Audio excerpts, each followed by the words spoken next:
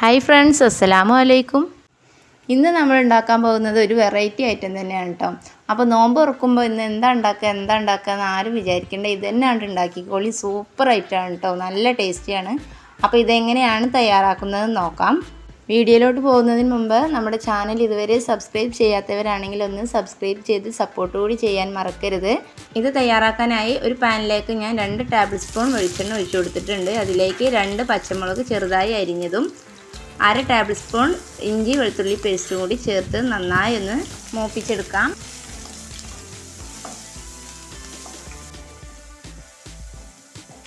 ഒന്ന് വാടി വന്നതിന് ശേഷം നമുക്കിതിലേക്ക് ചിക്കൻ ചേർത്ത് കൊടുക്കാം. ഞാൻ ഒരു 150 ഗ്രാം ചിക്കനാണ് എടുത്തിട്ടുള്ളത്. എല്ലൊക്കെ ഒഴിവാക്കി ഇതുപോലെ ചെറിയ പീസുകളാക്കി എടുക്കണം. ശേഷം കഴുകി വൃത്തിയാക്കി നമുക്കിതിലേക്ക് ചേർത്ത് കൊടുക്കാം.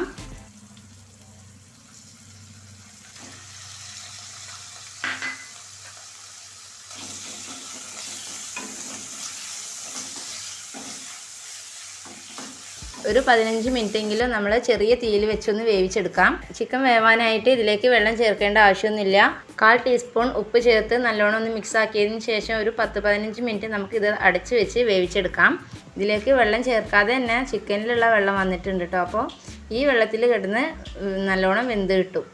അപ്പോൾ കുറച്ച് നേരം അടച്ച് വെച്ച് കൊടുക്കാം. ചിക്കൻ റെഡി ആകുമ്പോഴേക്ക് ഇതിലേക്ക് ആവശ്യമുള്ള പച്ചക്കറികൾ നമുക്ക് കട്ട് ചെയ്ത് വെക്കാം കേട്ടോ.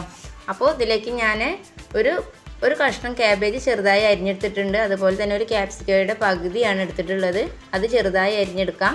4 സവാള ചെറുതായി അരിഞ്ഞെടുത്തിട്ടുണ്ട്. അപ്പോൾ ഇതൊക്കെ നമ്മൾ കട്ട് ചെയ്ത് വരുമ്പോഴേക്കും നമ്മളെ ചിക്കൻ ഇവിടെ റെഡി ആയി കഴിഞ്ഞു. ഇതിലേക്ക് നമ്മൾ അരിഞ്ഞു വെച്ച സവാള ചേർത്ത് നല്ലോണം ഒന്ന് വഴറ്റിയെടുക്കാം കേട്ടോ. ഉള്ളി കടിക്കാത്ത രീതിയിൽ നല്ലതുപോലെ ഒന്ന് വാടി വരണം കേട്ടോ, എന്നാലേ ഇത് നല്ലൊരു ടേസ്റ്റ് ഉണ്ടായിരിക്കുള്ളൂ. അപ്പോൾ ഉള്ളിയൊക്കെ വാടി നല്ലതുപോലെ സെറ്റായി വന്നിട്ടുണ്ട്. ഇനി ബാക്കിയുള്ള ഇൻഗ്രീഡിയൻസ് നമുക്കിതിലേക്ക് ചേർത്ത് കൊടുക്കാം കേട്ടോ. 1/2 ടീസ്പൂൺ കുരുമുളക് പൊടിയും 1/4 ടീസ്പൂൺ ഗരം മസാല പൊടിയും അതുപോലെ തന്നെ 1/4 ടീസ്പൂൺ ഉപ്പും 1/4 ടീസ്പൂൺ മഞ്ഞൾപ്പൊടിയും കൂടി ചേർത്തിട്ട് നല്ലോണം ഒന്ന് മിക്സാക്കി കൊടുക്കാം.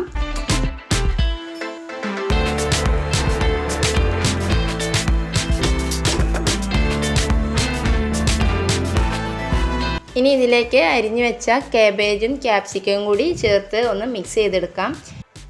ഇത് ചേർത്തതിന് ശേഷം ഒരുപാട് നേരം നമ്മൾ കുക്ക് ചെയ്യരുത് കേട്ടോ. 1-2 മിനിറ്റ് മാത്രം കുക്ക് ചെയ്തെടുക്കാം. ലോ ഫ്ലെയിമിൽ വെച്ച് വേണം നമ്മൾ ഇത് കുക്ക് ചെയ്തെടുക്കാനായിട്ട്. അതിന് ശേഷം നമുക്ക് സ്റ്റൗ ഓഫാക്കി വെക്കാം. കാബേജും ക്യാപ്സിക്കവും ഒക്കെ നന്നായി വെന്ത് പോവാതെ നമുക്ക് കടിക്കാൻ കിട്ടുന്ന രീതിയിലായിരിക്കണം കേട്ടോ. ഇതിൽ സ്റ്റൗ ഓഫാക്കിയതിന് ശേഷം നമുക്കിതിലേക്ക് കുറച്ച് മല്ലിയില ചെറുതായി അരിഞ്ഞത് ചേർത്ത് കൊടുക്കാം. അതിൻ്റെ കൂടെ 2 ടേബിൾ സ്പൂൺ ടൊമാറ്റോ കെച്ചപ്പ് കൂടി ചേർത്ത് മിക്സ് ചെയ്തെടുക്കാം.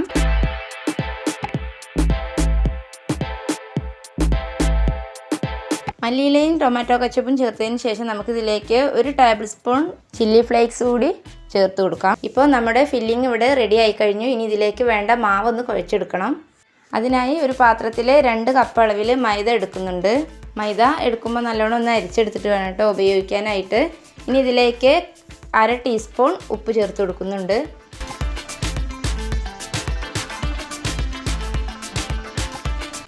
ഉപ്പ് എല്ലായിടത്തും എത്തുന്ന രീതിയിലൊന്ന് മിക്സാക്കി കൊടുക്കുക.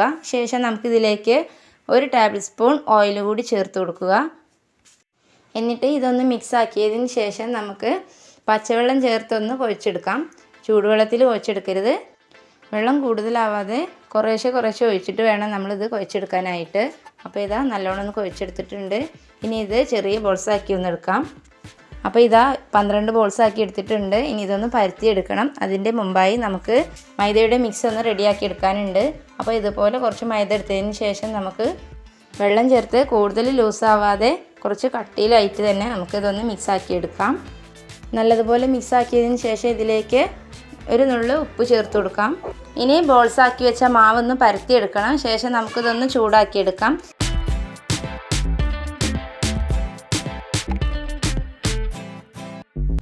ഇതുപോലെ ഒരു പാൻ അടുപ്പിലേക്ക് വെച്ചിട്ട് 2 പുറം ഒന്ന് ജസ്റ്റ് ഒന്ന് ചൂടാക്കി എടുത്താൽ മാത്രം മതി.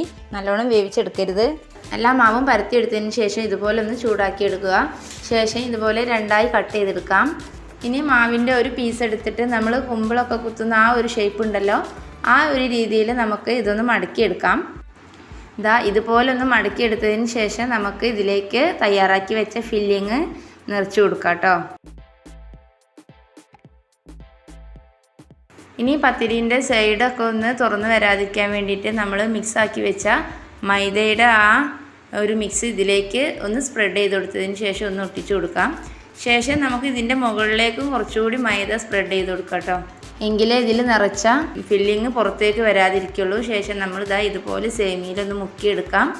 മുക്കിയെടുത്തതിന് ശേഷം നമ്മൾ തിളച്ച എണ്ണയിലേക്ക് ഇട്ട് ഒന്ന് ഫ്രൈ ചെയ്തെടുക്കാനേ ഉള്ളൂ. അപ്പോൾ പാനിലേക്ക് ഞാൻ ആവശ്യത്തിന് ഓയിൽ ഒഴിച്ചു കൊടുത്തിട്ടുണ്ട്. എന്നിട്ട് ഓരോന്നായി ഇട്ട് ഫ്രൈ ചെയ്തെടുക്കുന്നുണ്ട് കേട്ടോ. ഇത് തമ്മിൽ ഒട്ടി പിടിക്കുകയൊന്നുമില്ല കേട്ടോ. അപ്പോൾ നമുക്കിത് ഒരു 4-5 എണ്ണമൊക്കെ ഒരുമിച്ചിട്ട് തന്നെ ഫ്രൈ ചെയ്തെടുക്കാം. ഹൈ ഫ്ലെയിമിലൊന്നും വെച്ച് ഇത് ഫ്രൈ ചെയ്തെടുക്കരുത് കേട്ടോ, പെട്ടെന്ന് തന്നെ കരിഞ്ഞു പോകും. അതുകൊണ്ട് ഒരു മീഡിയം ഫ്ലെയിമിലൊക്കെ വെച്ചിട്ട് വേണം നമ്മളിത് ഫ്രൈ ചെയ്തെടുക്കാനായിട്ട്. നമ്മളിതിലേക്ക് സേമിയ എടുക്കുമ്പോൾ ഈ വറുക്കാത്ത സേമിയ എടുക്കുന്നതായിരിക്കും ഏറ്റവും നല്ലത്. കാരണം ഞാനിപ്പോൾ ഇവിടെ വറുത്ത സേമിയാണ് എടുത്തിട്ടുള്ളത്. അതുകൊണ്ട് തന്നെ നമ്മൾ ഈ ഓയിലിൽ ഇടുന്ന സമയത്ത് തന്നെ പെട്ടെന്ന് കളർ വ്യത്യാസം വരും. അപ്പോൾ ഈ വൈറ്റ് കളറിലുള്ള സേമിയൊക്കെ ആകുമ്പോൾ പെട്ടെന്നൊന്നും കളറിൽ വ്യത്യാസം വരില്ല. അപ്പോൾ അത് എടുക്കുന്നതായിരിക്കും ഏറ്റവും നല്ലത്. എല്ലാം ഒന്ന് തിരിച്ചും മറിച്ചിട്ട് ഒന്ന് ഫ്രൈ ചെയ്തെടുക്കാം. അപ്പോൾ എല്ലാം ഒന്ന് ഫ്രൈ ചെയ്തെടുത്തിട്ടുണ്ട്.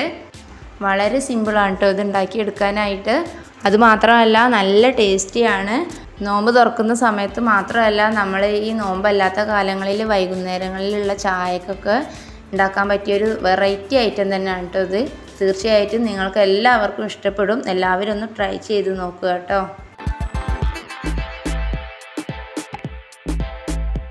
അപ്പോൾ നമ്മുടെ വീഡിയോ ഇഷ്ടപ്പെടുകയാണെങ്കിൽ ഒന്ന് ലൈക്ക് ചെയ്യാനും കമൻറ്റ് ചെയ്യാനും മറക്കരുത്. അതുപോലെ തന്നെ ഇതുവരെ സബ്സ്ക്രൈബ് ചെയ്യാത്തവരാണെങ്കിൽ ഒന്ന് സബ്സ്ക്രൈബ് ചെയ്ത് സപ്പോർട്ട് കൂടി ചെയ്യാൻ മറക്കല്ലേ.